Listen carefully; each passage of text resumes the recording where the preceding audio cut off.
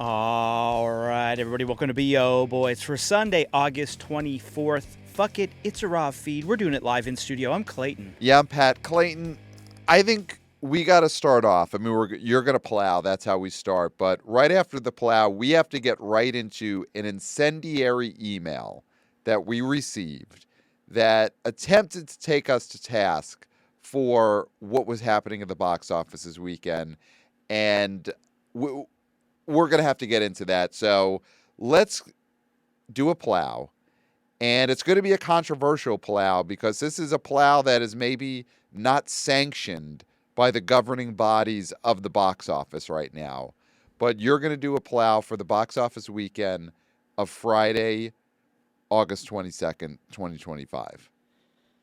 Number one, unofficially, K-pop Demon Hunters sing-along event. Made $18 million on only Saturday and Sunday. Wow. In 1,700 theaters. Number two, Weapons. Made $15.5 million, down only 36%. It added 181 theaters. It's at $115.8 million in its third weekend of release. Number three, Freakier Friday. Made $9.2 million, down only 36 as well. Although it lost 300 theaters. It's at $70.5 million in its third weekend. Number four, Fantastic Four First Steps, made $5.9 million, down 35%. It lost 165 theaters. It's at $257.2 million in its fifth weekend of release. Number five, The Bad Guys 2. I wish it was a Bad Boys movie. The Bad Guys 2 made $5.1 million, down 32%. It lost 92 theaters. It's at $66.1 million in its fourth weekend. Number six, Nobody 2. $3.7 million, down 60%.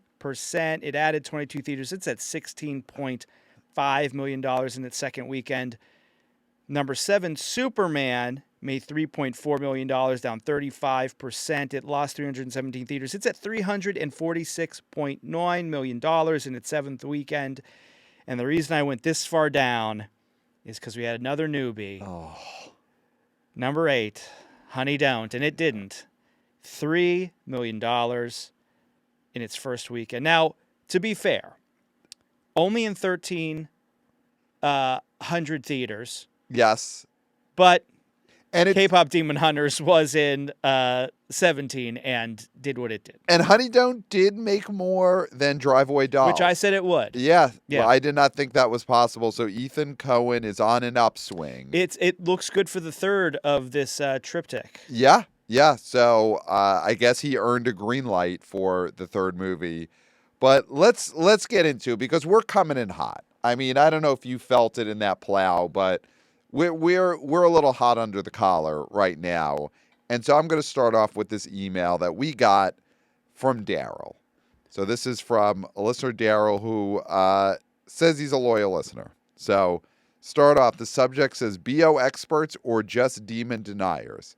Hey, Pat and Clayton, love the pod, but I think it's time we revisit the whole BO experts branding because in your latest top 5 predictions, you somehow managed to completely ignore K-pop Demon Hunters. Not a mention, not a shrug, not even a, hey, this thing probably isn't real, right? Just pure silence, like you accidentally cut the track before the final verse. Meanwhile, back in reality, movie sitting on 1,100 sold-out shows this weekend. That's not niche, full-blown phenomenon.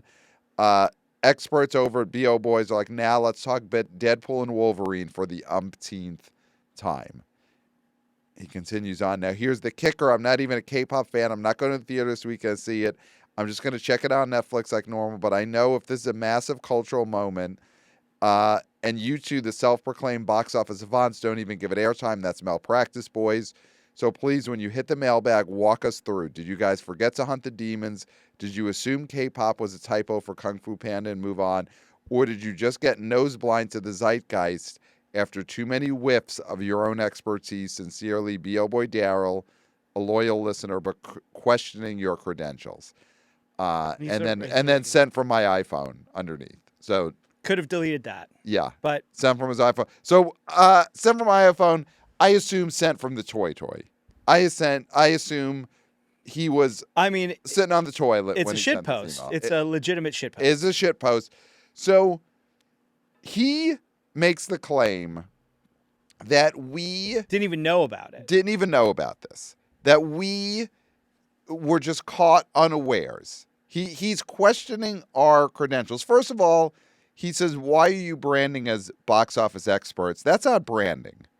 Because branding would imply there was a focus team and there's a possibility of rebranding. Yeah. And, this is just who we are. Mm-hmm. I mean, we are YouTubers. Hey, guys. Hey, guys. Something we've always been. Yeah. Since the beginning. We've always been YouTubers. That wasn't a new thing. It's just we were born YouTubers. Yeah. And we were born box office experts. Yeah. This wasn't a branding exercise. No. Our brand is not in crisis. No. As much as Daryl would like to think it is. Yes. He looks at us and he sees Sandra Bullock because he thinks our brand is crisis. Yeah. Our brand is non-existent because we are who we are. Yes. We are box office experts. We didn't change because of the zeitgeist. We didn't No. change because all of a sudden this sort of thing is popular and now Right. we're this thing. Right. We didn't put our finger to the wind and wind's blowing this way, box office experts. Let's That's chase what we it. are. Let's chase it. No. Like dogs. No. So he's questioning our bona fides, our credentials, and simply what happened is what we knew was going to happen, which was Netflix did not report numbers this weekend. No. Netflix got Comscore to hide the numbers that Comscore it finds out. Yeah. We knew what Netflix was about to pull, and so we chose to not give them the time of day before they were about to try and pull off another heist against the movie industry. Yeah. I mean, they have no respect for theaters. None. Netflix. None. They want to kill theaters. Yes. Okay? And so we are going to sit here and we're going to tout this company and give airtime to this company Right. that wants to destroy theaters. Right. And give them a crown over a genuine filmmaker, Zach Krager, Right. who wants to have his movies go theatrical. And should have been number one. We predicted Weapons to be number one. And officially it is, And- because Comscore is going to call it at number one. Right. The only reason that there are numbers here is that the other studios Cobbled them together. cobbled together estimates of what K-pop Demon Hunters did this weekend. But Yes. those numbers did not come from Netflix. Nope. And as people who listen to the show should know, I'm sure Daryl should know this. He's a listener, a longtime listener. Long-time listener. So, of course, he knows that Supposed fan. studios self-report the numbers. And then an organization like Comscore puts together the numbers and puts them out. Except this weekend, they weren't allowed to report on Netflix's K-pop Demon Hunters. No, none of the other Netflix studios has were allowed obfuscated that- to know. Not allowed to know. So the other studios that care about theaters, they had to scramble this weekend to figure out what Netflix's movie made. Mm-hmm. And we knew that was going to happen. Yeah. Because we are experts, not branding. It is what it is. And we saw that coming. And in our predictions, we were not going to give Netflix the satisfaction of having their movie predicted above a true theatrical movie like Warner Bros. That has a true theatrical window, not a 2-day event. 2-day event while it's on a streamer. Yes. So there are your bona fides. There are your credentials. This was not a mistake. No. This was not us being caught unawares. This was us being more aware than anyone else in the field. Yeah. And we saw it was coming, and Netflix did it. I mean, now that it has happened, Mm-hmm. that Netflix put a movie out kind of against their will just to... What were they doing here this weekend? Were they just having a laugh? Were they effing with the No, theater? it's they used it as a, Yeah. everybody is upset about the length of commercials before Mhm. movies. And this is a feature-long commercial for Netflix, Right, is what this is. right. It's saying, this is what you're missing out on if you're not at home like a shut-in, Right. watching all of the crap that could maybe turn into something great. Right. Like right. they lucked out with this movie. I've not seen this movie. I'm not saying this is a bad movie. People seem to love it. Kids seem to love it. This is great. They love the song. Songs is top of the charts. We just, this is going to make sense, but we went to, for your birthday, we went to see Teenage Mutant Ninja Turtles. Yes. The 1990 version. 35th anniversary. 35th anniversary. Yeah. And Teenage Mutant Ninja Turtles seems like a title that is, oh yeah, whatever, that makes sense because we've lived with it forever. Right. This is the kids' version of Teenage Mutant Ninja Turtles. K-pop Demon Hunters. Right. That's the sort of title that Teenage Mutant Ninja Turtles was in the 80s. Right. So this is a phenomenon. Words that should not be strung together in that order. But they're in the vernacular and they work, and people are never, when K-pop Demon Hunters 2 comes out, no one's going to be like, that's a weird title. Right. So I'm not poo-pooing this phenomenon. What I'm saying is that Netflix is only putting this in theaters to get more eyes on their product at home. They don't care about K-pop Demon Hunter. They're as surprised as everybody else is with the quality of it because they just put so much crap on their service. Right. It could be K-pop Demon Hunters, a movie for kids, or it could be Love Island season 5, or it could be a reality show, is it horse shit? Yeah. Where Mikey Day is getting horse shit and molding it into something, and you have to guess, is that horse shit or is that, a hat? Yeah. And that's the show. And they're like, whatever people watch, we don't care. It's all the same. It's all the same. And so they don't care about theaters, and this was just an opportunity for them to buy ad space, basically. Right. And AMC, we're A-listers. Mm-hmm. They refused to carry this. Yep. Because it's not.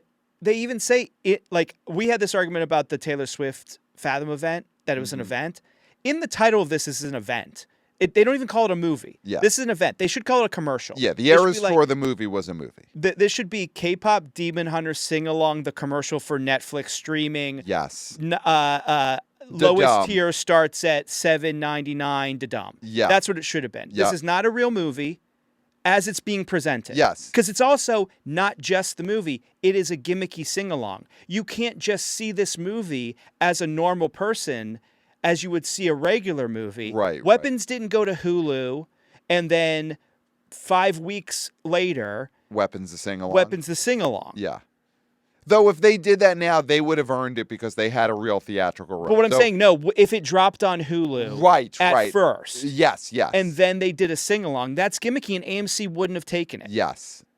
That's the thing. This is a commercial and a gimmick. Yeah. Nothing against the actual film. No, the film could be great. It's but not this for isn't us. the actual film. This is a sing-along commercial version. Yeah. So we saw this coming. We knew what Netflix was about to pull. And we have great fans. We already saw this, and then we got emails from multiple fans also saying this. Yeah. And we did not respond to them because we knew. We knew it was coming. We knew what Netflix was about to pull. And that Comscore went along with it, that they're in on the take, that they are hiding numbers. And right now, there are a lot of things being hidden out there. And there's a lot of release this, release that, and a lot of people trying to say, no, don't release that. I don't want you to know this. This is probably the most damning thing that can be hidden. That they are trying to keep secret. There's no one out there hiding something bigger than this. There's nothing bigger than this. They jumped on certain theater chains at their most vulnerable, right? One of the lowest weekends for box office all the time, usually, end of August. They whittled their way in to show their full-length commercial, and it's predatory. Right. And the Anthony D. Alessandro, he wrote in his piece about the upcoming Narnia film by Greta Gerwig. Yeah. And AMC's going to have that because the agreement is that there's a large window or a larger window than Netflix usually does. And also, she's a filmmaker that should be on the big screen, and I think AMC has respect for filmmakers and is like, we will go along with this because it's Greta Gerwig. Right, right. It's not Joe Schmo. This is Right. Greta Gerwig, right? And so, but there's a question whether they're going to, Netflix is going to hide the numbers and Comscore is going to go along with Right. it. And we know this now. Because of K-pop Demon Hunters, we know this now. So then Greta is somebody who had a #1 movie, one of the biggest movies One in of the biggest last- movies of all time, of all Barbie. time, and she will not have a #1 movie She will not have a #1 movie with Narnia. with Narnia because, I mean, other studios may, like they did here, do the detective work, figure out, oh, it probably made this amount of money. But probably is probably. They're not shaking out every couch cushion to get the money the way Comscore does. right. They're all estimates. They're all estimates, and that is what's going to happen. We know this now because of K-pop Demon Hunters. This was a moment that I think is going to have ramifications for the rest of our lives. The fact that Netflix didn't even report the numbers for K-pop Demon Hunters. We sort of knew it with Glass Onion. Yeah. But then we were like, okay, Glass Onion, and then that. It was an experiment. At that time, we're like, okay, they're just dipping their toe. Maybe eventually they'll... Now we know it. We know that Netflix wants to destroy theaters. That's the thing. Ted Sarandos has said as much. And this K-pop Demon Hunters commercial for Netflix was part of what we know the future is going to be. Yes. This is going to be... There will be further attacks on theaters by Netflix like this. 5 years ago, you could maybe give people a break for being naive. Yes. But with now what we've seen over the years, and especially with this right now, if you still are somebody who thinks Netflix isn't a cancer to theaters, right, you're an idiot. Yes, 100%. You're 100%. an idiot, and I don't have respect for your opinion. And with box office, even when people were on different sides in box office, where this studio, I root for this studio, I vote for that studio, I'm a Warner Brothers guy, I'm a Universal guy, we always trusted the process and believed in the sanctity of the box office results. Yes. And Netflix here, once again, are showing we don't care about the results. We don't care about free and fair box office weekend numbers. And we knew that about them before. And they're doing it again. Yeah. And if you're still on their side now, you are on the wrong side of history. Yes.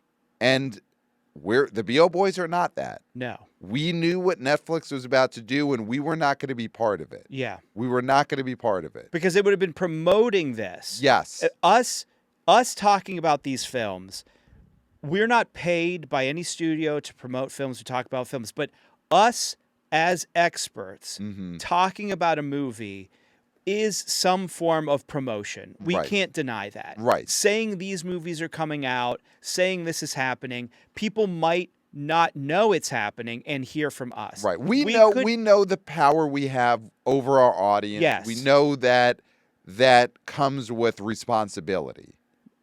I don't know where we would have learned that, but we somehow figured it out. Yeah.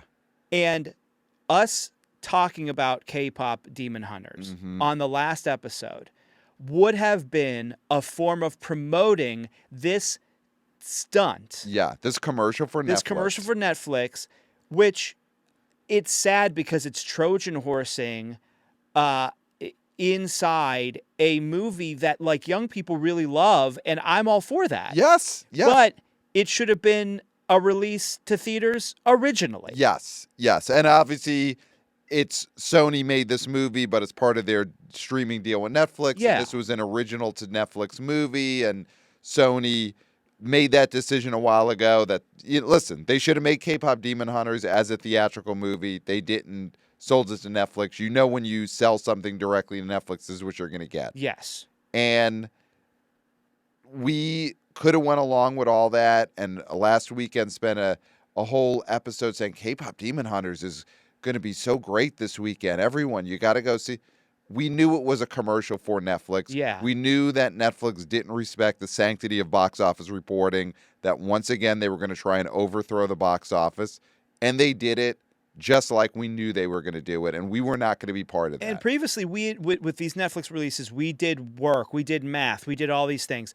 We did this to try and it felt like we were saying, oh, let's get all this money together to see if Netflix has a number one, as if that'd be a good thing. Right. You know what I mean? Right. It's like, we don't want to be a party to their, frankly, it's not illegal tactics, but should be illegal tactics. Right. Right. Yeah, it is what it is now, that the public doesn't seem as upset about what's going on now as they should be.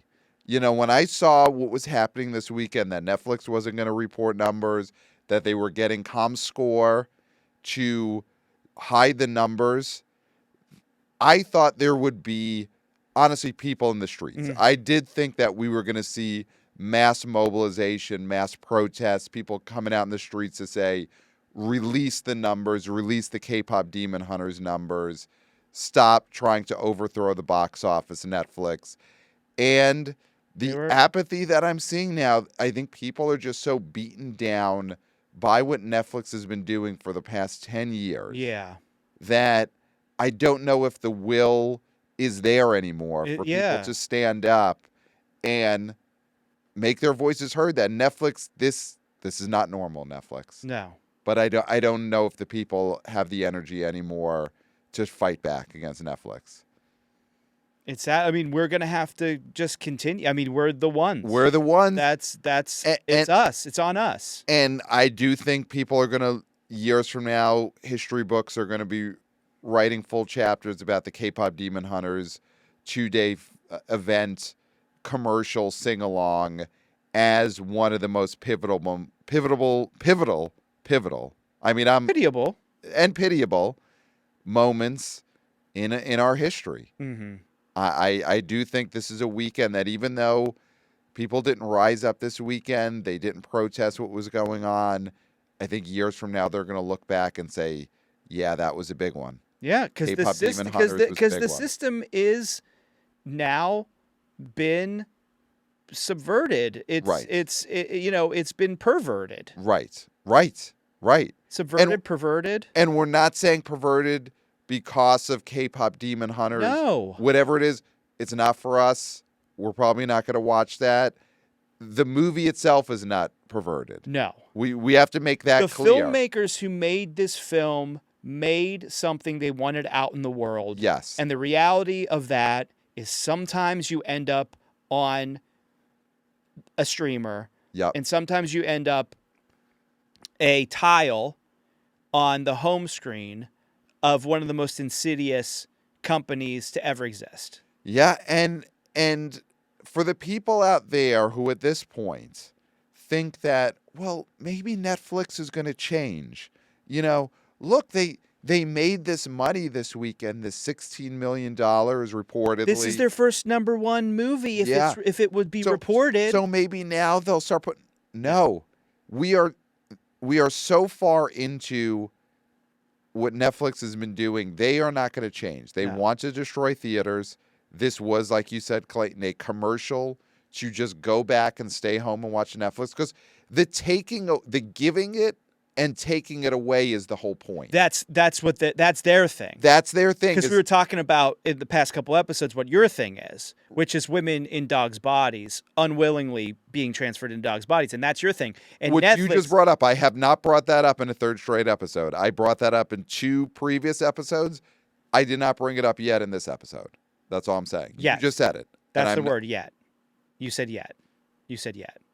I have not brought it up. So, but we're not talking about your thing right now. Which is not my thing. Well, it is your thing, but... Because I haven't brought it up in a third straight episode. Can we both agree, though? Yes. That's your thing, and also that Netflix's thing is to give and take. Like, they like that. That is That's the thing. part I'll agree of to it. that. Their thing is, they know that if they give people a little bit and then they take it away, they're just going to follow them to the place they want, which is to be inside of their own homes, forever on their couch, forever looking at a slightly larger screen than their phone, but a much smaller screen than the movie theater screen. They wanted people to know this weekend, this is not how you're ever going to get to see K-pop Demon Hunters again. Yeah, that you're not going to get to see K-pop Demon Hunters on Monday or Tuesday night or next weekend. This will never happen again. Yeah. I mean, I didn't go to these screenings this weekend. I would not go to a Netflix 2-day commercial screening. I would not be surprised if the last song plays and then there's just a screen in the red Netflix branding, because that's branding. The B.O. Boys is experts, not branding. Yeah. In their red lettering, it just says, this will never happen again. Oh, K-pop Demon Hunters only on Netflix forever. I bet you Go what to your happened home. was, over the credits of all these hardworking people, they showed the credits for 2 seconds, and then a QR code comes up, Yes. and it's like, hey, we picked something for you to watch next on your phone. Click on this QR code so you can continue watching Netflix. Yeah. That's what they probably did. Yeah. Now, I wasn't there, but I'm sure that's what happened. Yeah. Yeah. I mean, it has to be right because we knew what was going to happen this weekend and we were correct. So I'm sure that is what happened. Yeah. It's something that, and listen, again, I get people are tired. I get that everyone's got jobs, everyone's got bills to pay, mouths to feed, got to take showers, got to take baths, your shoe gets A shower busted, and a bath. Shower and a bath, buy new shoes, buy new socks, put on suntan lotion so you don't get sunburned. There's a lot people have to do every day. They're tired. Yeah. And I get that going out to the streets this weekend to protest what Netflix did with this K-pop Demon Hunters commercial, they were like, I'm so tired. I had to put on suntan lotion because it's still summer and I'm so tired and so much. Maybe this episode will be the thing they need, the kick in the pants that just an everyday person needs to take action, look into their own community to see, are there other people I could organize with to protest what Netflix is doing to theaters? Yeah. I listen to the B.O. Boys and I'm so tired, but they're so passionate and they're such experts and it's not branding, it's who they are. I've got to go start something up in my community to get into the streets to protest Netflix. Mm-hmm. And that's what I hope. And I think that, But people are tired, but people have to act. And this movie isn't even in theaters long enough for people to get a protest together. And that's Netflix's thing, right? Well, they want you in your house so you can't protest what they're doing. That's the thing. They want you just endlessly scrolling tiles, falling asleep, autoplay. But while you're organizing, that's the thing. It's like while you're organizing, the thing's already out of theaters. Mm-hmm. So they're like, well, I guess I'll just stay home then. Yeah, I guess I'll stay home then. I mean, that is Netflix's entire business model is built on. I guess I'll just stay home. I guess I'll stay home then. And yeah, this is a movie, this K-pop Demon Hunters, that could have helped theaters make money and kept the lights on for a month straight. Yeah. This could have been $1 billion baby. I mean, listen, people love this movie. It is clear. The songs are huge hits. Kids love it. If this was a theatrical movie, this maybe challenges a Lilo and Stitch for big movie of the summer. And That's what we had here. Netflix said, oh, you get 2 days and then never again. We could be talking about K-pop Demon Hunters as a Greatest Showman-esque run. Say that this movie did go out in theaters, and maybe it didn't do Bafa Bobo in its first weekend. Okay. But people went, and they loved the songs, and they told their friends, and then, whoa, look at the next weekend. Look how much it went up. Look at this increase. Right. No drop, an Right. increase. Right. This movie could have been in that annals Yeah. of Something About Mary. Yes. Of My Big Fat Greek Wedding. My Big Fat Greek Wedding. Yeah.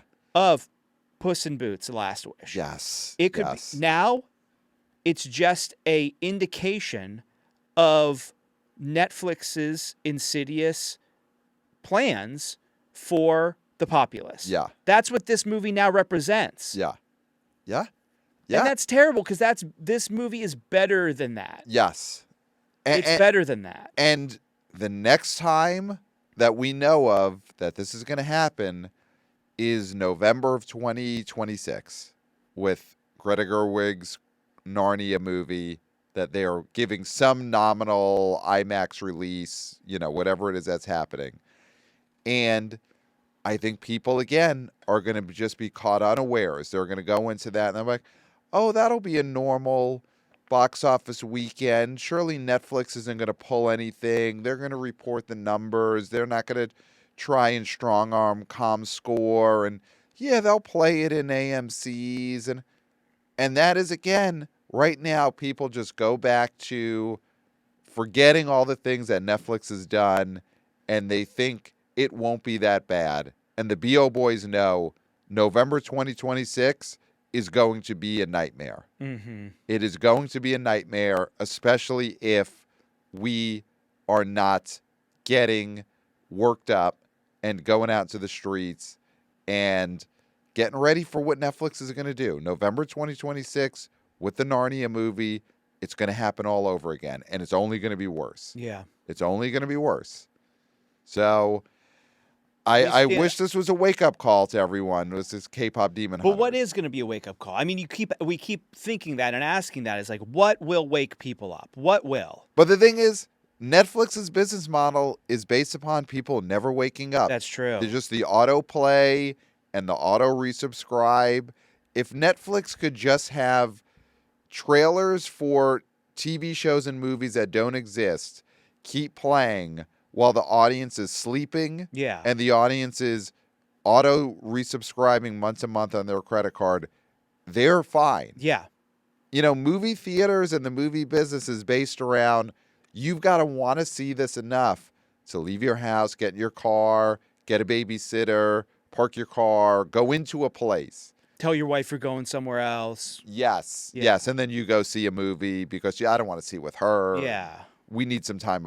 I can't be sitting next to her at this movie. She's not going to like it. She's not Or gonna seeing wanna see someone it. else on the side or something, Right. like that happens. Right. And it happens to women do it to They the partner, do too. and partners do it to partners. Yeah, and sometimes people they do it both to say they're people. doing something else, and they both end up going on dates in the same movie theater complex or two different movies, and they run into each other in the lobby, and they're like, "Oh boy, yeah," and that happens, and that's great because that's 4 tickets sold. Yes. That's 4 tickets sold. It's the married couple, and it's their Fuck side buddies. pieces, their fuck buddies, probably in the HR departments of their respective companies. Yes, of course. That's 4 tickets sold.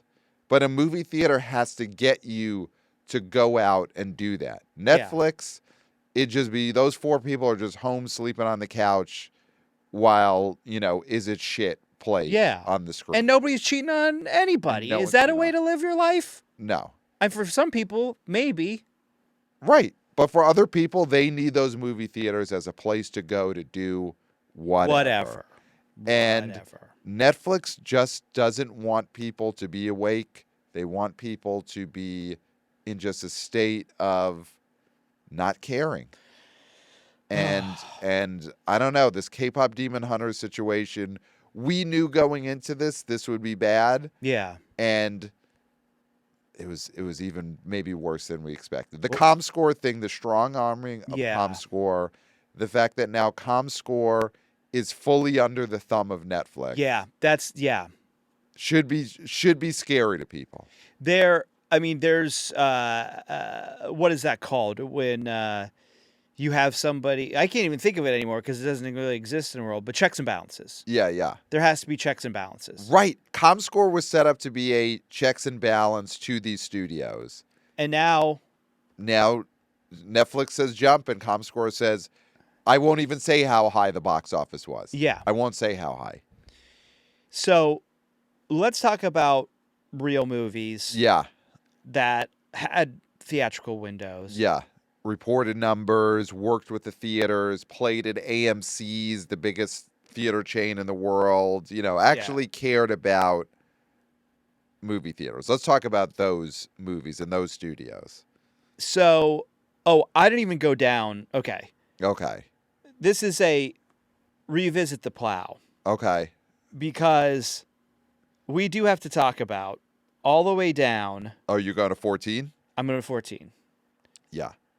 Eden. Yeah, for Vertical Entertainment. A real, whatever they are, a studio or not a studio, but they've got an office somewhere. Vertical Entertainment is an office probably on Sunset Boulevard. Yeah, they have a phone number that's active with somebody answering. Yes. Yeah, they've got an admin. Vertical Entertainment has an admin. Now, just to be fair, this movie did open in only 664 theaters. Okay. I mean, they should have just added 2 more theaters and just do 666. At least it's something. Yes. It's something to advertise. So it made $1 million. The big thing about this movie, other than it's an Oscar-winning director who is now making movies for Vertical Entertainment, but he's still trying to be in theaters, and he was. Yep.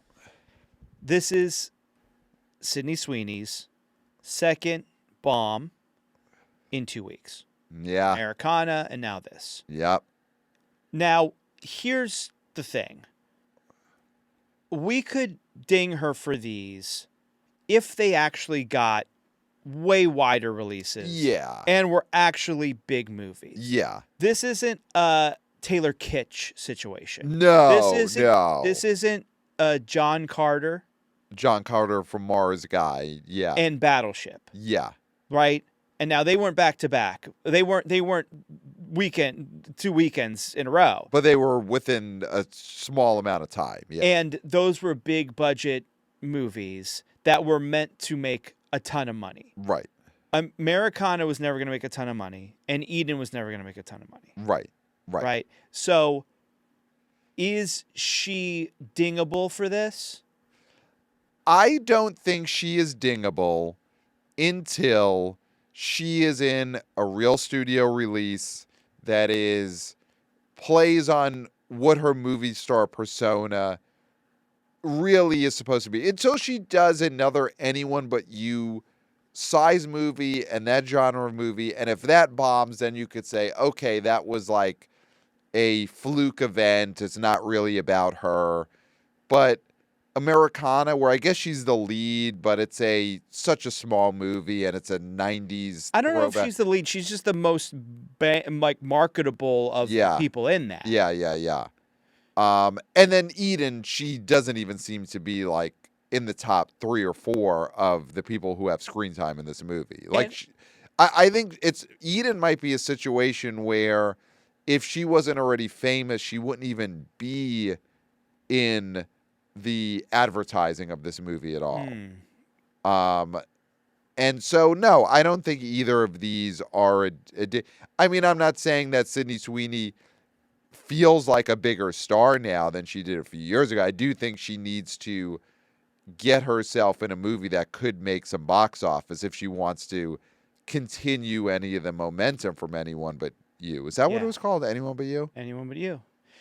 So these aren't necessarily good choices as follow-ups to that movie, but I don't think they are telling us, oh, people don't want to see her. They didn't know that these movies exist. That's the thing. So we were very hard on Jenna Ortega for her post-Beetlejuice choices. Death of a Unicorn's a much bigger movie. And I was going to say that's the thing is that when you look at that movie, and then she did a movie with one of the biggest musical stars in all of the world, The Weeknd movie. The Weeknd movie. My God, that was a movie that never was going to be big, but it could have done something. It right? definitely got promoted in a way that Eden and Americana did not. No.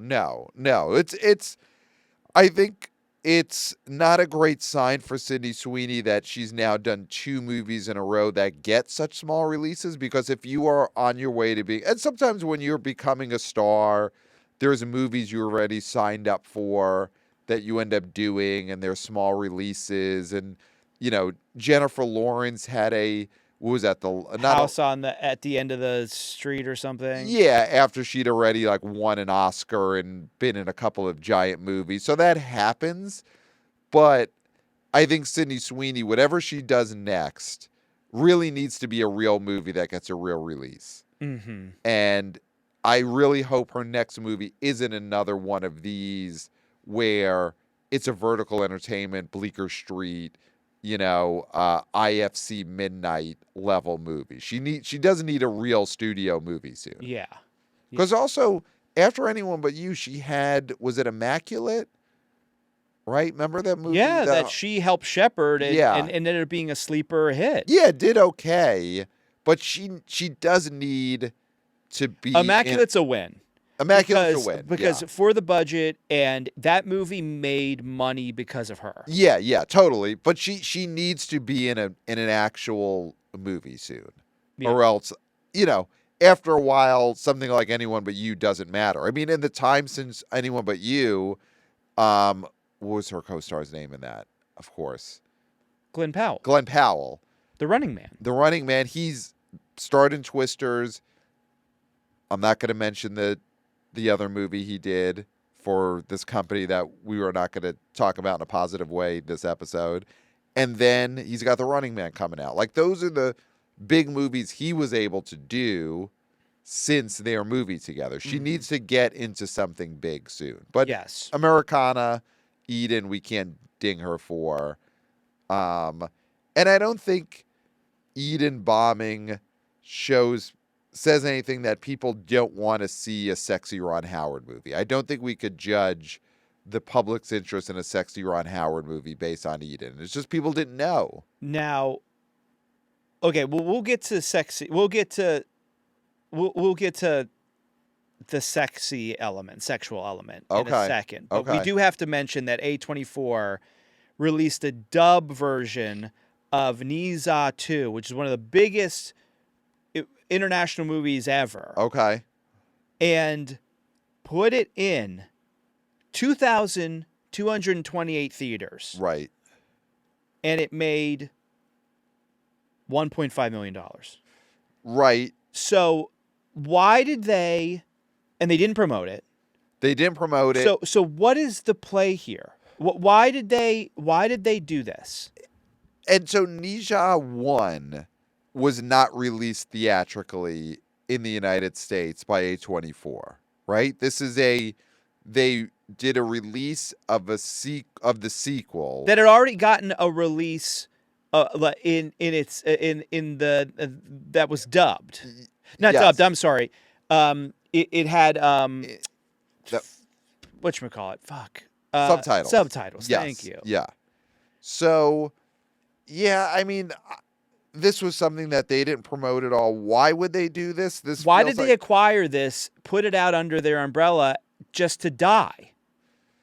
Yeah, I mean, listen, we ding Netflix or not just ding, but hold their feet to the fire for not getting things in theaters. And I guess A24, they're just always in the mode of how could we get something in movie theaters at all times? Well, it's been a couple of weeks. Situation. They're becoming Lionsgate. That is not where you want to be. You want to be getting things in theaters because theaters do need product. They do. I salute Bleecker Street for the number 11 movie Relay, whatever that is. It's something that Bleecker Street got in movie theaters. They gave movie theaters that product. But there's a level. Okay, Pat. Yeah. There's a level where you as a brand, because A24 is a brand, we're not a brand, they're a brand. Yeah. Has to worry about the success of their future movies from what they're putting out now. Right. So like they cultivated this brand that they're ruining. I don't know if Neja 2, though, affects the brand. I think Death of a Unicorn does.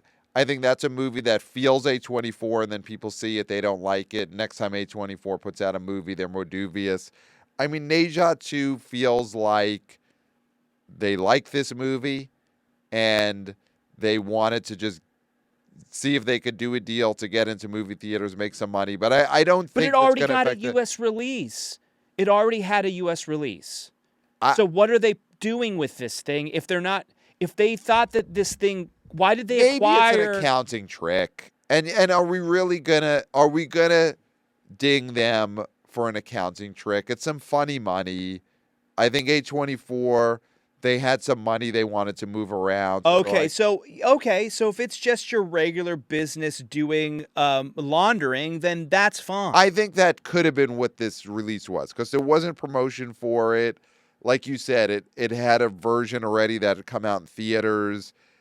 I feel like this is A24 just moving some money around.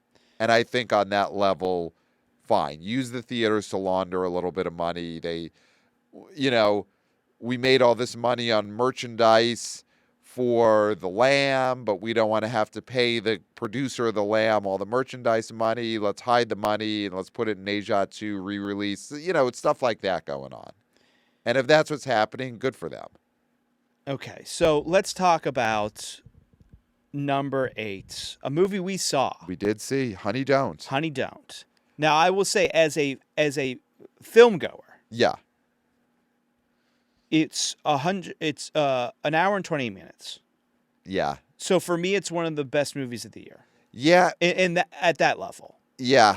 Because I love a short movie. We did come out of it being so glad that it wasn't even 10 o'clock yet. Yes. When we went to see it at the AMC Lincoln, best movie theater in the world. Best city in the world.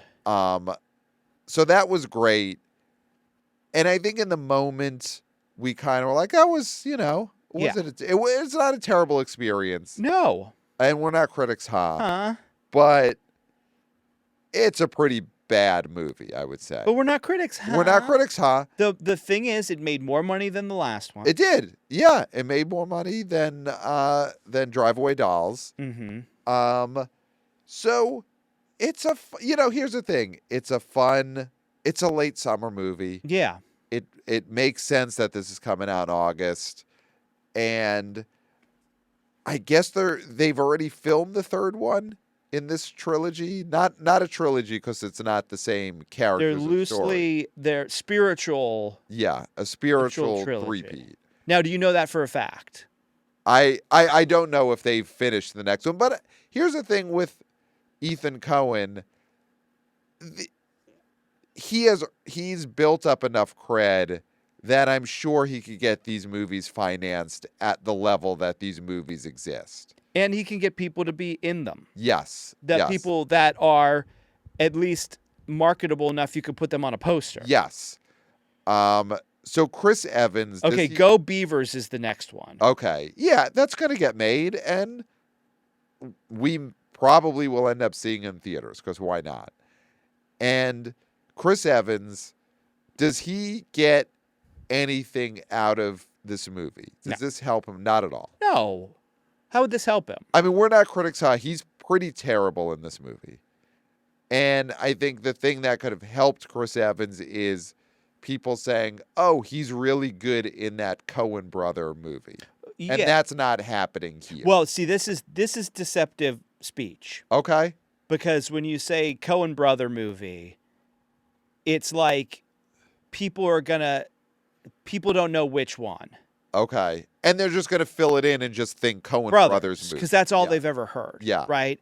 So if I said Safdie movie, you're going to think Safdie's movie. Yeah. I mean, I guess the thing that the Safdies have going for them with that is that they don't have 25 years of people saying Safdie brothers. Yeah. And the Coen brothers, it's really hard to mentally stop there. Yeah, to say Coen brother. Yeah. So I do think that the Safdies, because they each have a movie coming out this fall, and they're looking at another singular Coen movie that didn't do well at the theater, and it's making them think, man, should we have stayed together? But I think they're in a different place because they broke away earlier. Yeah, and I think both those movies have pretty high commercial prospects. Yeah. One because of the concept, and one because of the star. Yeah. I guess so. I mean, I think that I know The Rock has had his issues and he didn't change the balance of power at DC, but I do think there's a huge draw of him being in a small Oscar play movie. No, well, that's what I mean. It's like him, and I think that fact that it's a sports biopic with him, that could do really well. And I think, of course, you've got a Christmas movie with Timmy. Yeah. So yeah, I mean, with the Ethan Coen movie, I think both of them will keep getting to make movies as long as they want because they've just got such a track record. These are giant budget movies. So I don't think this really hurts anyone, but I think Chris Evans could have been helped by this movie being really good or him being really good in it or the movie overperforming. Yeah. And that didn't happen. Yeah. And he continues to be someone who the best use of him is cameos in Marvel movies. Mm-hmm. Nobody Chew, 60% drop. Sorry, R.I.P. Hutch. I don't think Hutch is back again. You don't think we get Nobody 3? I don't think so. It's at 16.5. The first one made 27 million in pre-vaccine spring 2021 when, less competition there. Less competition, but also way less theaters that were legally allowed to be open. Yes. So Nobody Chew making less than the first one is not a good sign for making a third one. I think Universal would have at least wanted the second one to do as well as the first one. Yeah. And people, the thing is, this movie is not a movie people dislike necessarily. No. I've only heard good things about it. It's just, I don't think it separated itself enough to be a must-see. Yeah. But, if the budget is low enough, and that's what I don't know, but if the budget is low enough, it is a just B action series. So there were 4 or 5 Delta Force movies. Oh, that got a released. Totally different time. You're talking about almost a totally different planet. Do you think the Delta Force movies at this point take place at a different planet? No, what I'm saying is that... No, not that narratively it did. But do you think the box office is a different planet in the Delta Force days than it is in the Nobody days? Oh, 100%. Yeah. 100%. But I still think that this genre is the type of genre that could get you to sequels that you didn't think you could have gotten to based on the box office. I don't know. I don't know. I listen, I'm not saying I'd be against it. I think it's indicative of I think we were trying to see this movie instead of Honey Don't, and we couldn't find a showing in the prime time. Yeah, there wasn't a showing between 7 and 9 o'clock. It was either you're going really early in the afternoon or you're going in the middle of the night. And that's that second weekend. So this movie definitely got, hey. Yeah. This is not our priority. Yeah. None of these other ones, Bad Guys 2 is pretty much on pace as the first one at this same point, 66 million. It could get itself to 90 million or so because there's just nothing else. I don't think so. This isn't on the same pace. It's going to do less. I'm going to see right now, but I'm pretty sure this is where the Bad Guys was after, what is this now, 3 weekends? 4 weekends. Has it been out 4 weekends? Yeah. So the Bad Guys at this same point, I'm looking this up right now. Okay, so the Bad Guys after 4 weekends, what do you think the Bad Guys had made after 4 weekends? 72. After 4 weekends, the same exact point in time as where we're at with Bad Guys 2, Bad Guys 1 had made $66.4 million. So what did it leg out to? It legged out to $97 million domestic. 97. There's no way this thing makes 97. It is at the exact same. It doesn't matter. It's a different. Point. It's a different time. It's a different time. Pretty much same opening, and they're at the exact same number. No, I say it goes low. I say it goes lower. And that movie that was in it did open in April. And was still playing as of November that year. Yeah, that's the thing. This isn't going to be playing that long. This is going to be out of theaters in less time. There's nothing for kids in the next couple of months. There's just nothing for kids. It doesn't matter. I still think it makes less. I don't think it makes 97. I don't think it makes 97, but I don't think it makes significantly less. I think it could hit 90. I think this movie could definitely have $24 million left in the tank. We'll see. We'll see. It's at the exact same point as Bad Guys was at the same point in the run. So you can't say no way. It could just be people are seeing both these movies at the exact same pace. People want to relive the experience. Hey, I saw Bad Guys 1 in its 5th weekend, so I'm going to wait to see Bad Guys 2 until it gets to its 5th weekend. I just want to recreate that. And in that's my life. the magic of a Theatrical release. Yeah. the fact that there's that window. So That you have 5 weeks to see a movie. Right. 6 weekend. I mean, that is a real old-fashioned run. That the first Bad Guys opened in April of 2022 and was still in theaters as of November. I mean, obviously by then it is in 128 theaters in its last weekend. Yeah, looks like there was a little bit of a sort of re-release situation where it got bumped up, but yeah, that is a great old-fashioned run that movie had. Mm-hmm. I don't know. I think that, listen, the rats need their cheese, and there ain't much cheese coming out in the next couple of months. So And Marin's still doing the podcasting rounds, although I doubt he's mentioning Bad Guys too. I mean, and that could the only bad guys he's talking about are the Rogan sphere. The Rogan sphere. Yeah, I think that could be the bump. Is that because we know Marin is still going to be doing podcast interviews 3, 4, 5, 6 weeks from now. And when he finally does start plugging the Bad Guys too, maybe he's second appearance on all these shows. Yeah. And then he's finally mentioned Bad Guys too. That's where you could see that weekend 9, weekend 10 bump for Bad Guys. Yeah. Too. So I think it could get there. I think it gets to $90+ million. Fantastic Four, who cares? Is just, it's, a decent hold, I guess, but they're not getting a second Fantastic Four movie. There'll be characters in other Marvel movies. Do we want to talk about some Marvel news that you shared with me today? Someone else has been making the rounds. Someone has been making the podcast rounds. Kumail Nanjiani. Yep. Who famously played someone in the Eternals. In the Eternals, I can't remember the name. Yeah.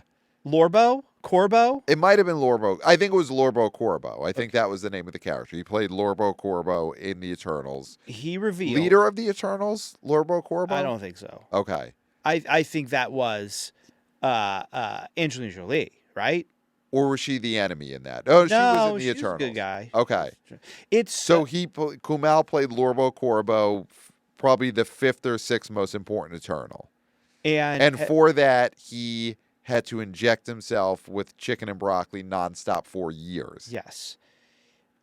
He went on some podcasts. I think he's promoting another round of Tide Pod commercials. Okay.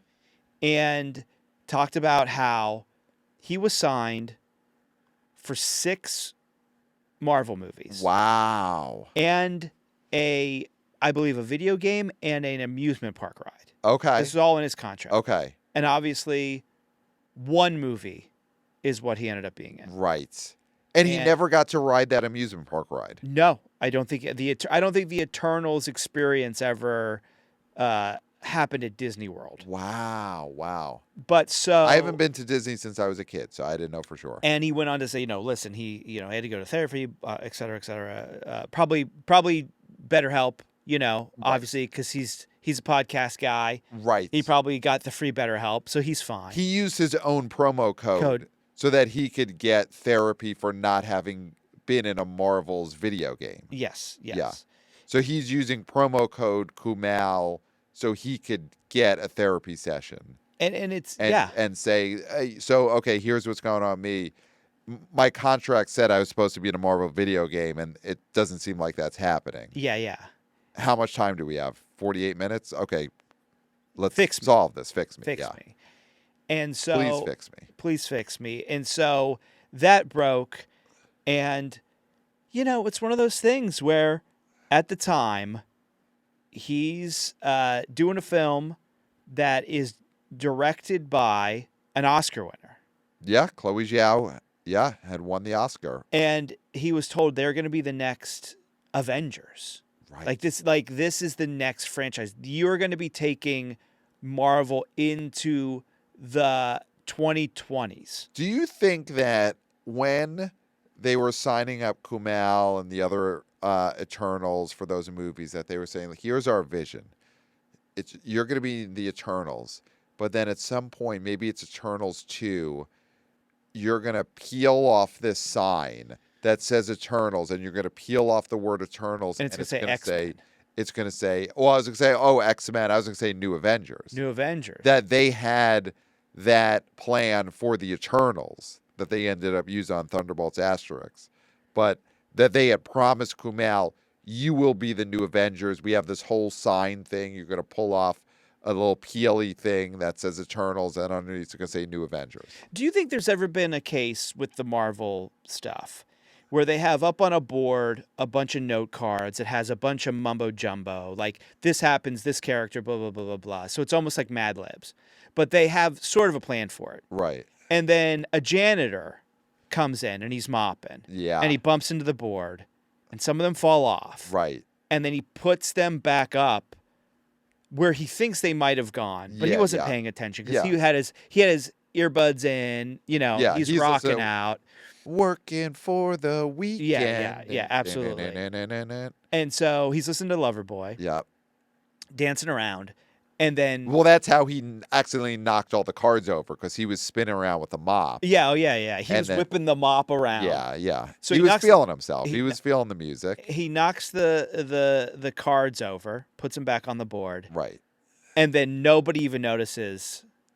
Right. And that's how... like New Avengers happened. Right. New Avengers was supposed to be the Eternals. Instead, the janitor put the card up, and now it's next to the Thunderbolts. Yeah. Yeah? And very possible. I mean, so this is all possible. That would explain all of those cameos that we got in whatever that phase of Marvel's was, where Harry Styles is a cameo and a character. He's, what is he, Foxcatcher?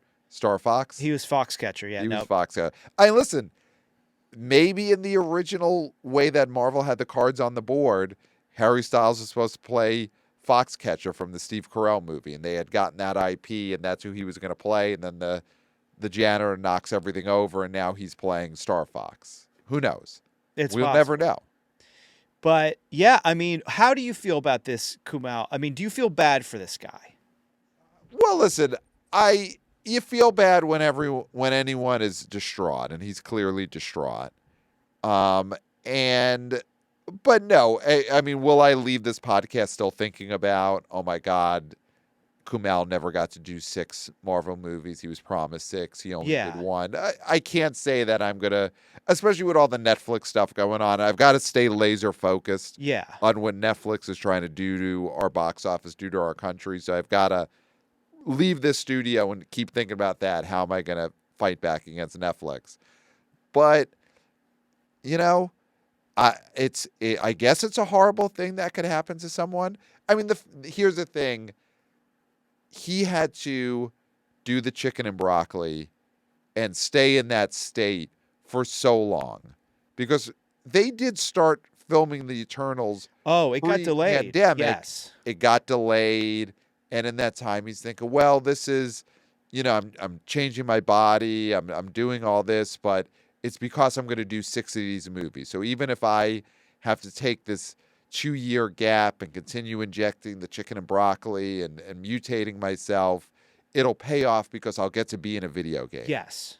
And that's what a human being wants more than anything else, to see themselves represented in a video game. Yeah. And then that didn't happen. Mm-hmm. And he had still mutated himself. Yeah. But didn't even get to be in an X-Men movie. Mutated himself for real. So I get how that will drive you to use your own promo code on BetterHelp. Mm-hmm. Like, I could see how that is something that's going to keep you up at night. Yeah. Along with the fact that you've changed your body chemistry to stay in the shape for 6 movies that you'll never be in. Now, Do you think Angelina Jolie even remembers she was in that movie? Absolutely not. I do not think she has lost a wink of sleep over this movie because she has the kind of, big life where the Eternals and the Marvels movies are such a blip Yeah. on her radar. Yeah. But for other people, it's not a blip. Yes, that's true. It For could, Angelina Jolie is such a giant star, that whole experience. I don't even know if on the measurement scale it registers to her as a blip. Is there something smaller than a blip? Jeez. For Angelina Jolie, the Eternals is probably smaller than a blip. I would agree. But for other people, all these years later, they're still thinking, oh my God, I thought I was going to get to be in 6 of these movies and a video game, and that's all I think about. Yeah. And it's just different scales of stardom and what you have going on in life. Absolutely. Yeah. So, yeah, I could see for a Kumail never being in a Marvel video game, even though he thought contractually obligated, Mm-hmm. is the thing that you will go to your grave being driven crazy by. Yeah. So I guess we pray for him. I guess so. Sure. As much as I pray for anybody. Yeah, which is we don't. Which is but we don't. Sure. Thoughts and prayers. Yeah. The emojis. Yeah. It's If I tweeted, if you tweeted, then I would tweet as a reply to that, right. thoughts and prayers. Thoughts and prayers. Yeah. Hey, listen, he had to learn the hard lesson that his management was not as powerful as he thought they were. Because he thought they had signed him up for a just ironclad 6 movies and a video game and an amusement park ride contract. He thought he had that. And now he has to reckon with the fact that his management could not guarantee that. Mm-hmm. And that the paper he signed was worthless. And that he had to mutate himself to be in an amusement park ride that will never exist. Are there any other actors who had 6 movie Marvel deals Right. that are now doing stand-up again? Huh. Like Angelina Jolie didn't go back to stand-up. No. Barry no. Keoghan didn't go back to stand-up. No. Is anyone... Brian Tyree Henry didn't go back to stand-up. Is there anyone whose Marvel career was such a failure that it drove them to do stand-up comedy? Because that is where Kumail is now. That his Marvel situation was such a disaster that he is now having to relearn how to do stand-up. He has to hit open mics. He's going to comic book stores to see, do you have a stand-up show in the back of this store? Oh, no, you stopped doing that 7 years ago. Okay. Well, because I haven't talked to Jonah Ray in forever, so I didn't know if the show was not happening anymore.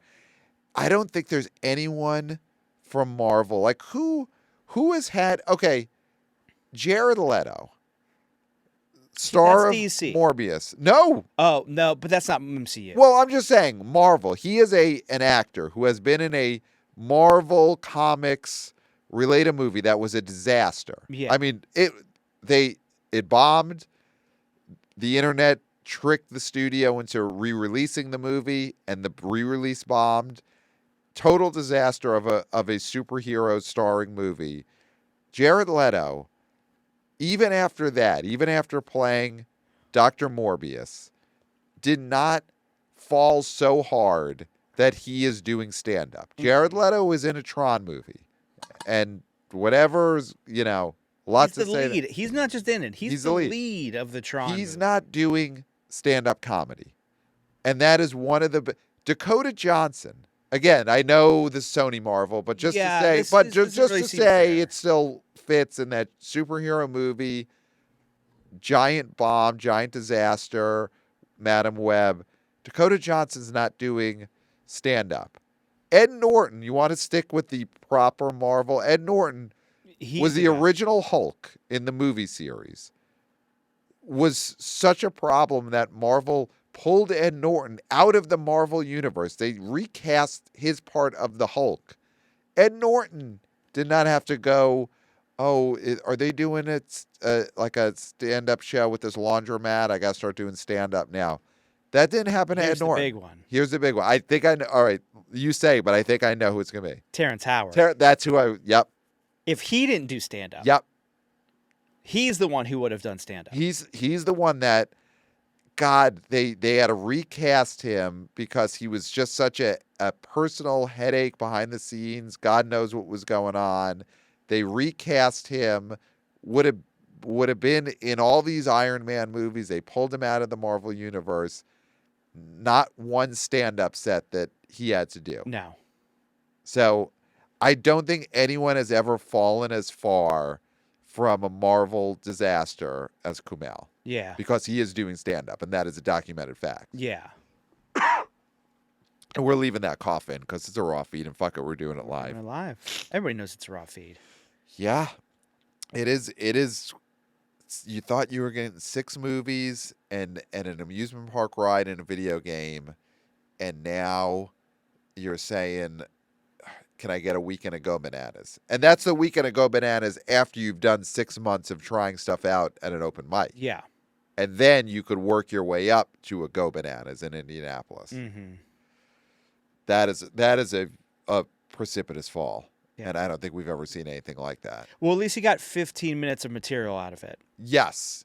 I mean, is this, though, sometimes comedians, and they say, everyone looks at the Richard Pryor specials. He accidentally set himself on fire with a crack pipe or whatever happened there and turned it into one of the most lauded stand-up specials ever. He took dark things that happened in his life and turned it into great stand-up. Is this even too dark to turn into stand-up comedy? Kumail's situation, what he's gone through in Marvel, this incredible failure at Marvel, I feel like this might even be too dark to do stand-up comedy on. Setting yourself on fire while doing crack, that's dark, but this is another level. He thought he was going to get an amusement park ride. Yeah. And it didn't happen. Yeah. This is, how do you turn that into stand-up comedy? It's too dark. Yeah, it's very dark. I mean, listen, comedy can come from anywhere, but from not there. Not from there. Not from there. There are a few places you just can't go. Yeah, that I just don't think. If you say that to an audience, you've got this art that they're going out and they're ready for, especially now they want edgy. They're ready for edgy. Yeah. But they don't want something that is just so soul shattering. Yeah. As thinking you were going to be in a video game and then the video game not happening. Yeah. It's too much. It's too much for someone to go out and listen to. I don't think it's possible for him to turn this into stand-up material. I don't think so. We'll see. Well, we won't see because we won't ever watch his stand-up. No. And I'm not going to Go Bananas in Crawford, Indiana. No. Yeah.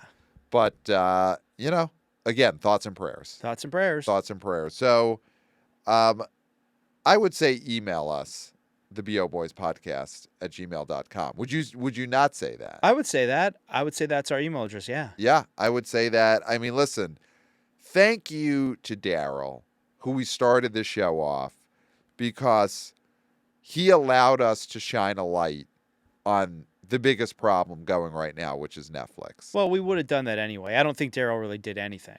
He gave us a great jumping off point to get us even angrier than we already were. That's we true. needed to come in hot.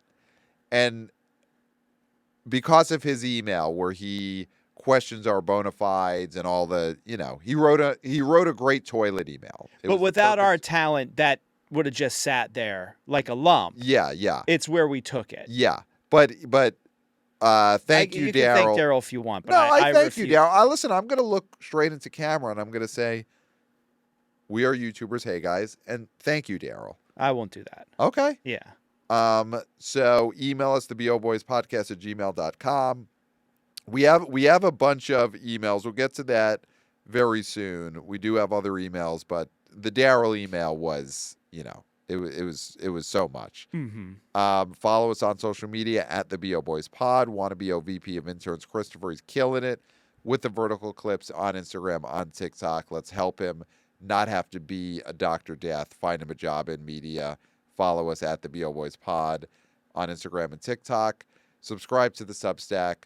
Subscribe to the YouTube channel. We are YouTubers. Hey guys. 5 stars at Apple Podcasts, and that is all I got. My Pat, God. I finished. Great. Perfect. And you've said it all. Definitely. Maybe too much. Wow. Okay. And there's nothing left to be said. Nope. I could get out of here. Except for, until next time, We'll smell you at the box office. Nailed it. Hey, guys.